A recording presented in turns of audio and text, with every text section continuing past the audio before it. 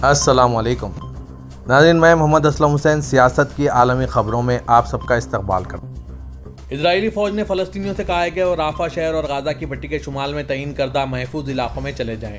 اسرائیلی فوج کے ترجمان نے social media platform X پر اپنی پوسٹ میں کہا ہے کہ اسرائیلی فوج ان علاقوں میں حماس کے خلاف حملہ کرے گی۔ انہوں نے رہائشیوں کو معینہ محفوظ علاقوں کی طرف جانے کی اپیل کی۔ ترجمان نے رافع شہر کے مشرق میں شہور اور رافع کیمپوں، انتظامی الجنینہ اور قربت جیسے محلوں کے بے گھر فلسطینیوں سے کہا ہے کہ وہ فوری طور پر المواسی کے علاقے میں چلے جائیں۔ یہ بتاتے ہوئے کہ شمال میں فلسطینیوں کو باڑھ کے قریب جانے سے منع کیا گیا ہے، ترجمان نے اپنی پوسٹ میں خالی کیے جانے والے علاقوں کے نقشے بھی شامل کیے ہیں۔ مقبوضہ فلسطین سے موصولہ اطلاعات کے مطابق 4 اسرائیلی فوجی ہلاک کر دیے گئے۔ ان فوجیوں کی ہلاکت کا واقعہ شمالی غزہ میں پیش آیا۔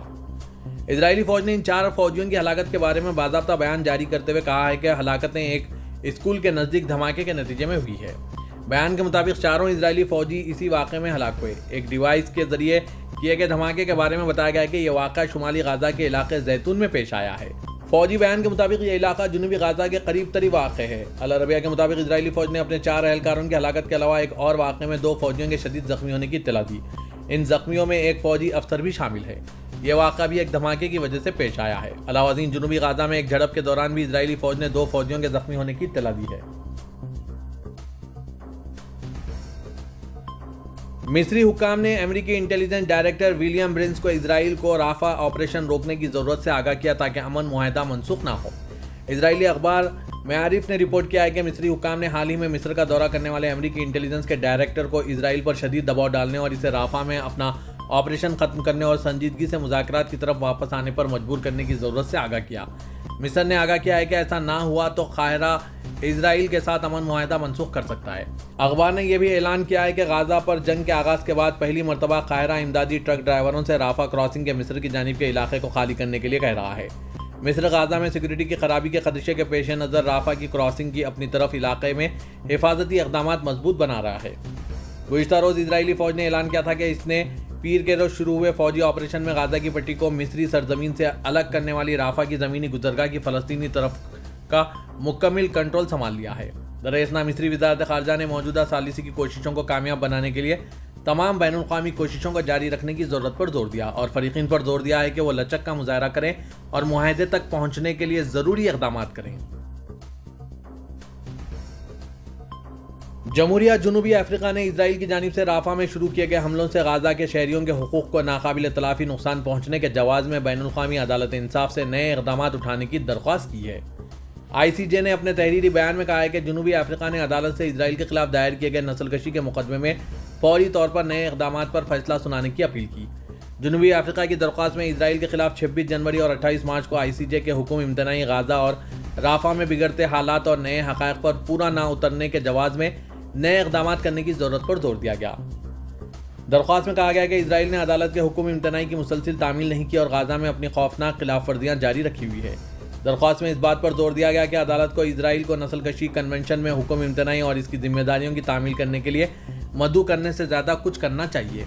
اسرائیل کی جانب سے رافع اور غزہ کے دیگر حصوں میں کی جانے والی فوجی کارروائیوں نسل کشی کے زمرے میں آتی ہے۔ یہ بھی مطالبہ کیا گیا ہے کہ عدالت اسرائیل کو اپنا فوجی آپریشن فی الفور روکنے کا حکم دے۔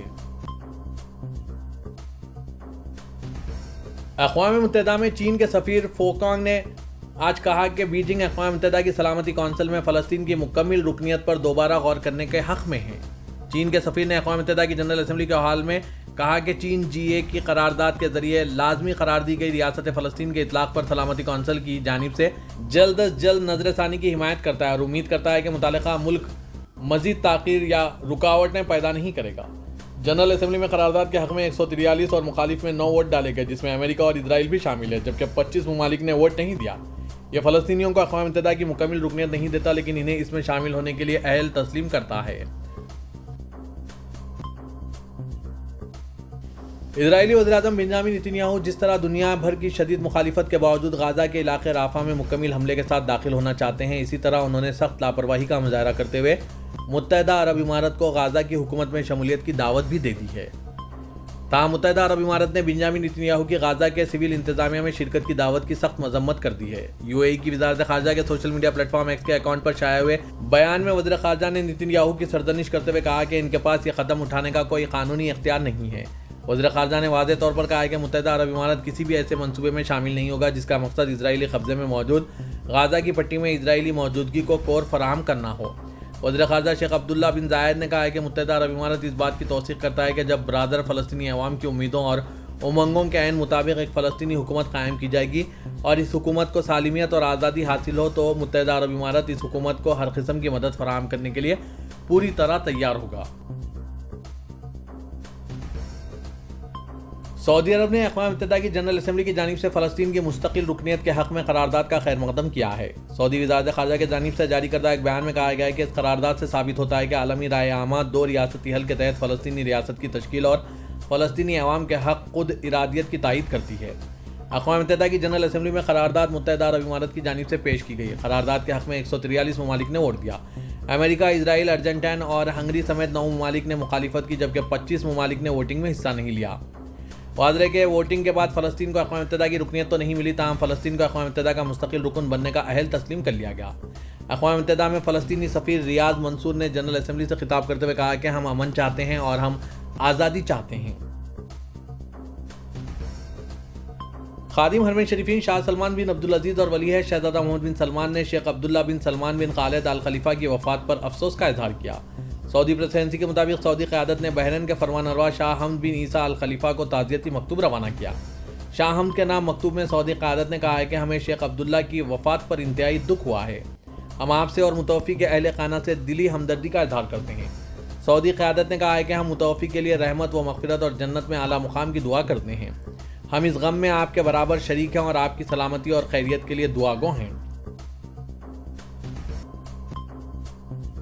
مدینہ منورہ ہلال احمد نے مسجد نبوی کی بیرونی صحن میں ایک زائر کی جان بچا لی۔ سبق ویب سائٹ کے مطابق ہلال احمد نے کہا ہے کہ واقعہ جمعے کی نماز کے بعد پیش آیا تھا۔ ہلال احمد نے کہا ہے کہ 13:35 پر اطلاع ملی کہ مسجد نبوی کے بیرونی صحن میں ایک شخص کو طبی امداد کی ضرورت ہے۔ فوری طور پر قریبی موجود ٹیم موقع پر پہنچ گئی اور ابتدائی معائنے سے معلوم ہوا ہے کہ زائر کو دل کا دورہ پڑا ہے۔ حالت کے مطابق طبی مداخلت کی گئی اور مریض کے دل کی دھڑکن بحال کی گئی۔ ہلال احمد نے بتایا کہ مریض کو الصافیہ صحت مرکز منتقل کر دیا گیا ہے۔ وزیراعظم پاکستان شہباز شریف نے کہا ہے کہ سعودی ولی عہد شہزادہ محمد بن سلمان بن عبدالعزیز نے مملکت کو عالمی سطح پر ایک رول ماڈل میں تبدیل کر دیا ہے۔ سعودی ٹی وی چینل العربیہ اور الحدث کو انٹرویو دیتے ہوئے شہباز شریف نے کہا ہے کہ گزشتہ 8 سالوں میں سعودی ولی عہد نے مثالی کامیابیاں حاصل کی جو ان کی مدبرانہ فراست و مثالی قیادت کے سبب ہی ممکن ہو سکی۔ ان کا کہنا تھا کہ شہزادہ محمد بن سلمان نے مملکت کا ویژن 2030 پیش کیا جو دنیا کے لیے ایک مثالی نمونہ ہے۔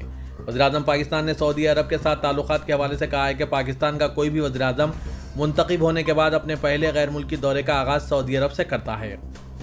اسی طرح یہ ایک اور روایت رہی ہے اور یہ روایت جاری رہے گی۔ ہمارے تعلقات رہائیوں پر محیط ہے، ہمارے غم و خوشی مشترکہ ہیں، ہم کامیابی اور ترقی میں بھی شراکت دار ہیں۔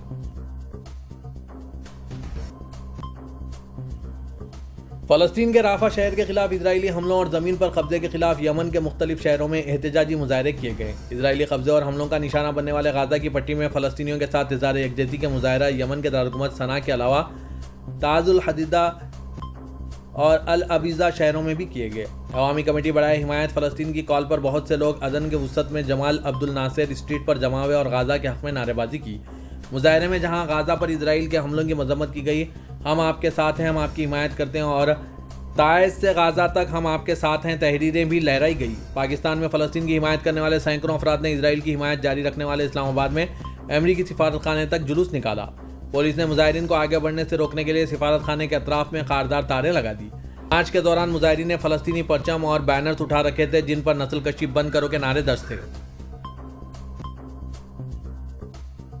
ترکش گرینڈ نیشنل اسمبلی کی جنرل اسمبلی میں ترکی اور فلسطین کے درمیان طے پائے معاہدوں کو قبول کر لیا گیا۔ ترکیہ گرینڈ نیشنل اسمبلی کی جنرل اسمبلی نے ترکیہ اور فلسطین کے درمیان عسکری تربیتی تعاون سے متعلق ضابطہ مطابقت اور نیشنل ڈرائیونگ لائسنس کو دو طرفہ طور پر تسلیم کرنے اور تبادلے کے معاہدے کی منظوری دے دی ہے۔